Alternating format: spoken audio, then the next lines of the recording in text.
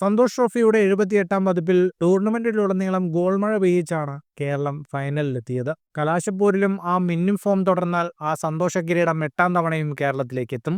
Keralam Santhosh trophy ഫൈനലിൽ ബംഗാളിനെ നേരിടുമ്പോൾ പുതുവത്സര സമ്മാനമായി ആ കിരീടത്തിനായി കാത്തിരിക്കുകയാണ് മലയാളികൾ. സെമി ഫൈനലിൽ മണിപ്പൂരിനെ 5-1 കേരളം വീഴ്ത്തിയത്. ക്വാർട്ടർ ഫൈനലിൽ തോൽപ്പിച്ചത് ജമ്മു കാശ്മീരിനെ. ബി തോമസിന് കീഴിൽ മിന്നും ഫോമിലായിരുന്നു സന്തോഷ് ട്രോഫിയിൽ ഫൈനലിലെത്തുന്നത് വരെയുള്ള കേരളത്തിന്റെ കളി. ഗോളടിച്ചു കൂട്ടിയ കേരളം പ്രതിരോധ കോട്ട കെട്ടി ഗോൾ വഴങ്ങുന്നതിലും പിശുക്ക് കാണിച്ചുകൊണ്ടേയിരുന്നു.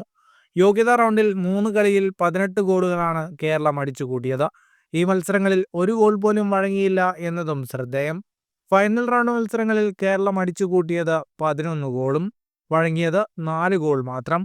ഫൈനലിലേക്ക് മത്സരം എത്തി നിൽക്കുമ്പോഴേക്കും സ്ക്വാഡിലെ 22 താരങ്ങളെയും കേരളം ഗ്രൗണ്ടിലിറക്കി. 3 ഗോൾ കീപ്പർമാരെയും 17-കാരൻ മുഹമ്മദ് റിഷാദ് ഗഫൂറിനെയും വരെ കേരളം കളത്തിലെത്തിച്ചു. കേരളം ഇതിനു മുൻപ് സന്തോഷ് ട്രോഫിയിൽ മുത്തമിട്ടത് 7 തവണ. 2021 ഒടുവിലായി കേരളം സന്തോഷ് ട്രോഫിയിൽ മുത്തമിട്ടത്. മഞ്ചേരിയിൽ നടന്ന ടൂർണമെന്റിൽ ബിനോ ജോർജ് പരിശീലകനായ ടീം ജിജോ ജോസഫിന്റെ ക്യാപ്റ്റൻസിക്ക് കീഴിൽ കിരീടം തൊട്ടു. 32 തവണയാണ് കേരളവും പശ്ചിമ ബംഗാളും ഏറ്റുമുട്ടിയിട്ടുള്ളത്. പശ്ചിമ ബംഗാൾ 15 തവണ ജയിച്ചപ്പോൾ കേരളം 9 വിജയം നേടി. 8 മത്സരങ്ങൾ സമനിലയിൽ അവസാനിക്കുകയും ചെയ്തു. ഇന്ന് രാത്രി 7:30 ഹൈദരാബാദിലെ ഗച്ചിബൗളി സ്റ്റേഡിയത്തിലാണ് കലാശപ്പോരാട്ടം തുടങ്ങുക. ഫുട്ബോൾ ലോകത്തെ കൂടുതൽ വാർത്തകൾക്കും വിശേഷങ്ങൾക്കുമായി ഈ ചാനൽ ഇപ്പോൾ തന്നെ സബ്സ്ക്രൈബ് ചെയ്യൂ.